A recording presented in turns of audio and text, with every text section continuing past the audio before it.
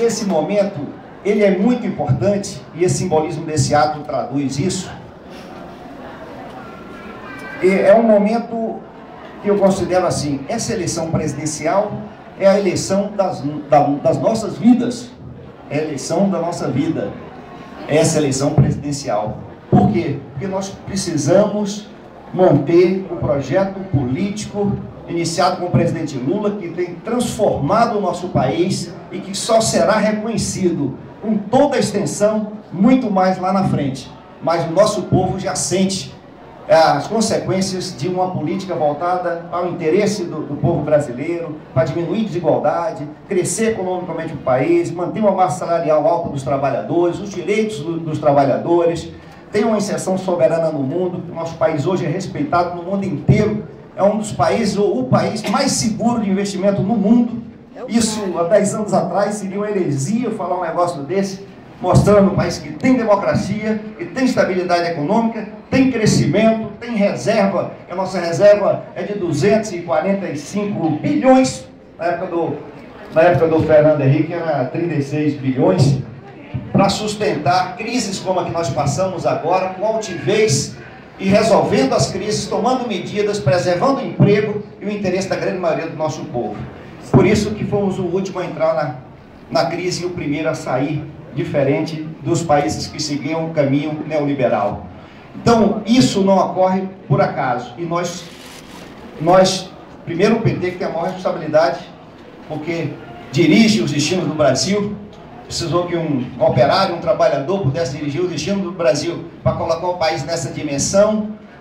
Segundo, todos os trabalhadores do nosso país. Nós não vamos arredar 1 milímetro para recuar e entregar o nosso governo, depois de ter uma economia saudável como tem, uma perspectiva maravilhosa de continuar crescendo pelo menos 5% ao ano nos próximos anos, e ainda para provar que Deus é brasileiro, com a descoberta do pré-sal, que é fruto do investimento na empresa estatal, que o presidente Lula, em vez de privatizar, como queria Fernando Henrique, investiu para que a nossa empresa tivesse capacidade tecnológica e descobrirmos o pré-sal, e passaremos a ser um grande exportador de petróleo e teremos recursos suficientes para resolver os graves problemas do nosso país, sobretudo na educação e áreas estratégicas como ciência e tecnologia, enfim, do interesse do nosso povo. Por isso que está mudando no Congresso o marco regulatório, porque no nosso governo o petróleo é do nosso povo e não de uma minoria de empresa que possa explorar o petróleo.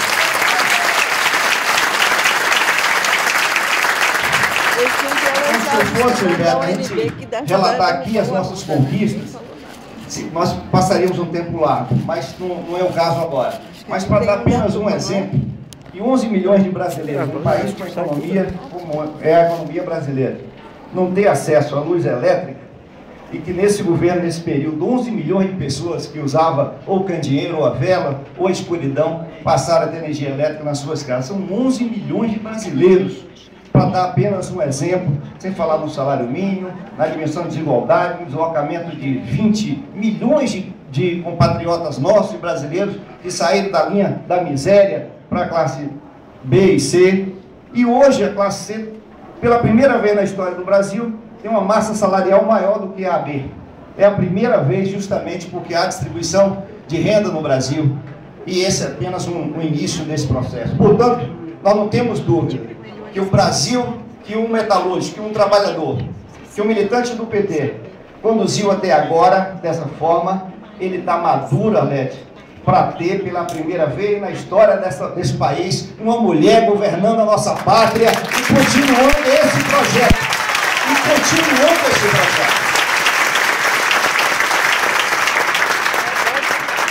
Continuando esse projeto, porque tenho certeza que dará grandes frutos para o nosso país. O que a gente pensa nesse futuro próximo a continuar um projeto desse de diminuição de desigualdade?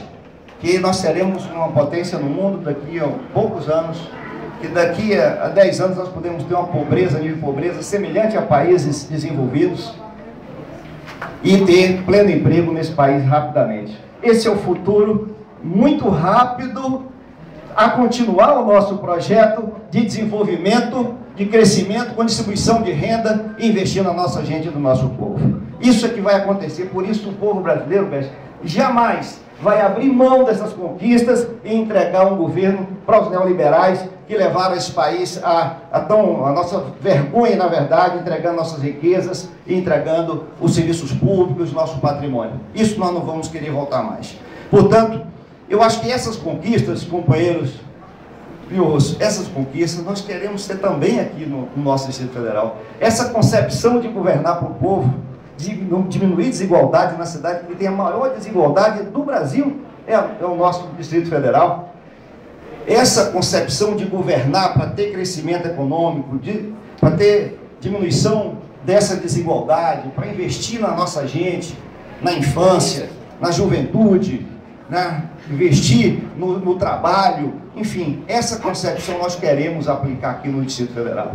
E é isso que é o projeto que o PT vai apresentar para a sociedade agora, terminado o nosso PED, nossa prévia aqui, que é agora no dia 21, nós estamos ávidos para apresentar um projeto e dizer para a sociedade do Distrito Federal, nós temos experiência, temos quadros capacitados, já governamos. Se tem uma exceção nesse período de governo aqui, do governo Roriz, Arruda, que na verdade é a mesma turma nesse período todo, foi no período que nós governamos, que o PT governou, que a Arlete foi vice-governadora. Fora esse período, né, aqui no Distrito Federal sempre se privilegiou uma política patrimonialista, uma política de concentração de renda, que investia apenas no plano piloto, uma política que explora as terras públicas mais caras para poder construir e valorizando só o setor imobiliário. Nós vamos interromper isso e apresentar um projeto de desenvolvimento para o Distrito Federal, cuja prioridade é nossa gente e o nosso povo. Essa vai ser a grande diferença que nós vamos fazer. Nós vamos fazer obra também, é claro que nós vamos fazer obra, mas nós vamos fazer escolas, por exemplo, escolas atrativas, prazerosas, com equipamento. Como é que uma cidade que tem investimento, né, Patrícia? Só esse ano, agora 2010, tem 4 bilhões para investimento, pode ter escola de madeirite, como tem escola de madeirite no Recanto das Gemas. Tem escola de lata ainda em Braslândia. Tem escola pré-moldada ainda, né, como tem em várias cidades do nosso Distrito Federal, mas constrói grandes viadutos, constrói grandes obras e não tem um interesse para a maioria do nosso povo. Como é que um recurso que nós temos maravilhoso desse, o nosso povo pode não ter acesso à saúde pública, que é a situação que nós estamos vivendo, de completa destruição da saúde pública, tentativa de privatização da nossa saúde pública, de terceirização, que chegou ao cúmulo agora, como até os jornais denunciaram, visto na Record, ontem ou hoje de manhã, se não falha a memória, que está faltando medicamento para paciente que é transplantado, que tem um órgão, Gilberto, e falta o medicamento, que é um medicamento para evitar a rejeição. Isso é uma violência contra o nosso povo, isso ocorre com pessoas com câncer, né? Crianças que têm infecção e não têm antibiótico, tem que mandar a mãe comprar, a humilhação de ficar deitado no chão num tratamento desse, e isso não tem sentido, porque tem um sistema aqui que pode ser um bom exemplar para o nosso, como era o nosso governo, né? Exemplar e com muita dignidade no atendimento da nossa população. Então nós vamos recuperar esses serviços públicos, de educação, de saúde, de segurança pública, focar no transporte público com uma grande prioridade, por isso que não pode ter rabo preso com os donos de ônibus, para poder fazer a mudança necessária, e até 1 milhão de pessoas que usam o transporte público dia, que é a grande maioria da nossa população. Como é que a prioridade pode ser o transporte privado? Então nós vamos ter que mudar essas prioridades, fazer as políticas de diminuição de desigualdade, fazer aqui um grande celeiro dos projetos pilotos do governo federal, ávido para investir justamente na nossa gente, no nosso povo, como é o caso da economia solidária.